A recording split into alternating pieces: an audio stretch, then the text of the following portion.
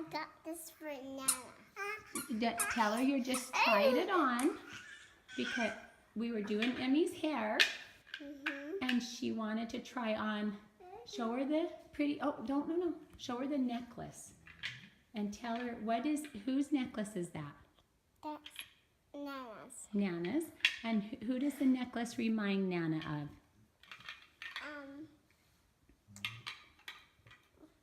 No one. Does it remind you of Aunt Amy on her mission? Yeah. Yeah, and who gave the necklace to? Who gave it to me? I give it for Uncle Jeff. Oh, Uncle Brad. Uncle Brad. Uncle Brad gave one to Amy, and he gave one to Nana. And Nana wears hers, and Aunt Mamie wears hers. And it reminds us of each other, that we love each other.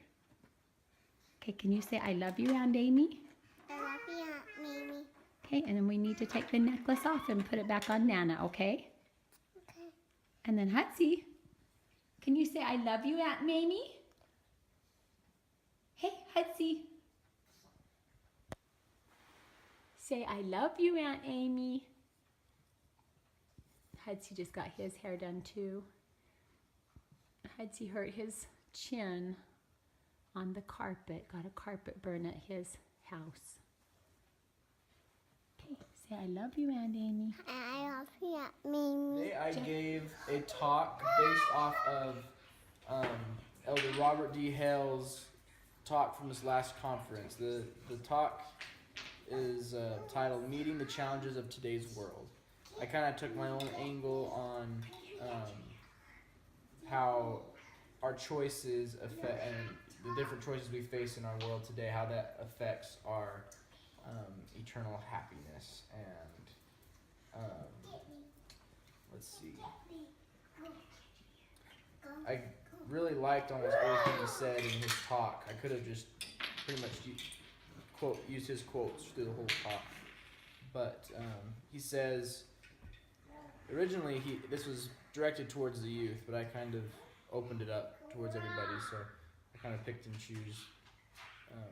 pulled out certain areas where I could apply it to old people, because we have a lot of old people in our ward. But it goes, you are living through a critical period of your life. The choices you make, mission, education, marriage, career, and service in the church will shape your eternal destiny. This means you will always be looking ahead, looking to the future.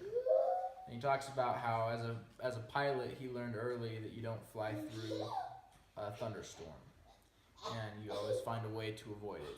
And he talks about how when he was young, his father told him when he was doing something he wasn't supposed to, he'd say, "Robert, fly right."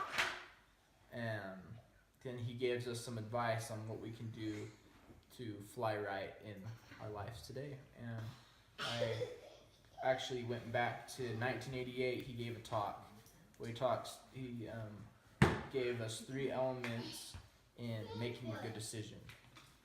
And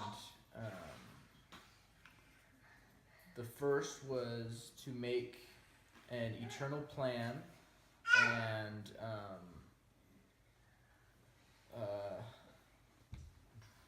make what's the word? Objectives to help us achieve the plan. And I talked about the different plans that we make as members of the church, as young men, how how I made plans when I was young to serve a mission, and I touched on Emmy, that was Emmy. Sorry, Emmy just tooted. You just tooted. Blame it on Emmy again, Brad. No, that was Emmy. You know it was. No, I touched on how in his first element he talks about making the plan and then acting on the plan, and how we're committed to those objectives and achieving those objectives. And I had that plan to serve a mission, but when that planning came to action, I was not prepared because I was not not committed to it. And I talked about my next plan, which was to marry in the temple, and how that went a lot better for me because I was committed and He was committed, Cam. And so yeah, and that just how our choices, and our choices to act, how that ultimately shapes, our planning. We can make all the plans we want, but if you're not willing to act, those plans really mean nothing. And the next one was to pray for daily guidance and pray for daily guidance in our plans and for feelings, for courage, and for commitment for those plans. And so, we have the opportunity every day to pray and ask for help and for guidance. And I use my my current situation of trying to figure out a career and figuring out with school what I want to do and things like that, and how we have to just have faith in the Lord's plan for us. We have to pray for His guidance and trust that our answers and trust that our promptings of what we should do are part of a bigger plan. And I use Steve Jobs' quote of, you can never connect the dots going forward, you can only connect them looking back. And you have to trust in something.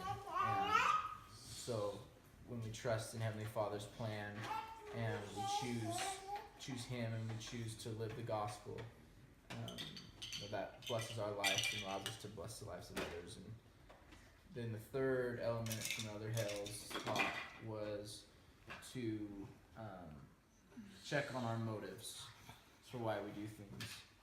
And this I thought was a pretty interesting thing.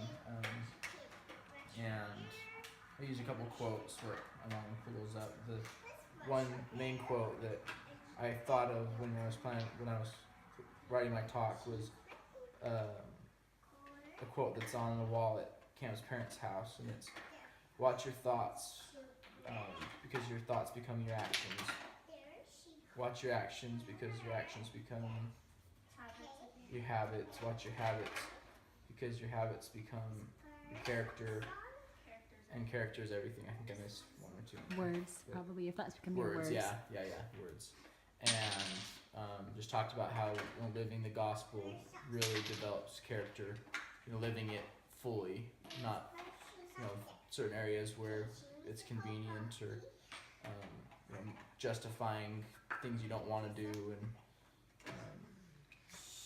so yeah, how the being committed to living the gospel, how that builds character and also brings clear and good motives for why we do things. And yeah, I shared the story of the prodigal son, how in the scriptures it talks about how the prodigal son came onto himself and he realized all the blessings that he had in store and changed his life, and how the rest of the story. And close with my testimony. That's the gist of it. And probably more depth than I need to go into. And that one quote, we'll send it to her on a slide, the quote about the pilot, about you're the pilot and coming to yourself. Was that written by you or by? That was by Other House. Will you send it to me and I'll add it to this? Yep. Okay, thanks, Jeff. So Cam's going to tell us about her talk in the midst of the toys. Okay, so my topic was joy in living a Christ-centered life. And so, and it was a talk, it was a talk given by Elder Maines in the last General Conference. And he started the talk off with a story about pottery and ceramics. And because I have taken pottery and ceramics, I was able to relate to it and use my own personal experience. And the personal experience was was basically how when I went into ceramics, the teacher does it for you. He does a demonstration and he makes it look so easy. And he makes it look like anybody can do it. So I went in with confidence thinking, oh yeah, this is gonna be easy. I can make all those amazing things just like him. And then he let one of our classmates try it out. And she went in with the same mentality that she could do it easily. So she got the wheel spinning, started trying to do exactly what he was doing, but it was flying everywhere. Clay was going everywhere, water was going everywhere. It was a disaster, and the wheel was spinning way too fast than what she could handle. And so when the teacher took it back over, he basically said that the secret to being able to succeed in pottery is centering the clay on the wheel. And then Elder Maines in his talk, he relates that the wheel is the world in which we live, and how it's ever spinning so fast and it's always increasing, trying to throw us off, and we are the clay. And if we're not centered on the wheel, we'll be thrown off, and we'll go in random ways that aren't good for us. And so from that, using that as a basis, I just went into my own philosophy of how we can have a Christ-centered life. And I started out with just saying who Christ is, because in order to come unto Christ, we have to really know who he is, who we're trying to center our lives around. We have to know who he is. So I just shared a little bit about who Christ is and who he is to me. And then I did, because I like DIY blogs and DIY channel and stuff, I created my own little DIY for two simple steps to coming closer, having a Christ-centered life. And my 2 steps were 2 attributes of Christ that in my own life I have found make me happier every day and help me to think about him constantly. And so the first one is love, and the second one is gratitude. And the first one I talked about my experience on calamity and how to me and in the scriptures Christ is always sharing his service, sharing his love through service, and how love is service and service is love. It's interchangeable. So I just shared experiences about my time on calamity and how I realized the importance of service and how it's blessed my life. And then gratitude, I talked about my own realization of the importance of gratitude and the lack of gratitude in my life. From Sister Bednar, she came and did a little youth discussion, question and answer, and she talked about gratitude. And someone shared there that they had a gratitude jar, so I started a gratitude jar, and it helped me to be more grateful for what I had and not focus on what I didn't have, and to just look for the great things in my life and to think more on Christ. And so with my 2 love and gratitude, I ended my talk just tying it all together, how we have to center ourselves on the wheel, center ourselves on Christ. And easy ways to do that is to live our lives with love and gratitude in it every single day. And then I close with my testimony. Thanks, Cam.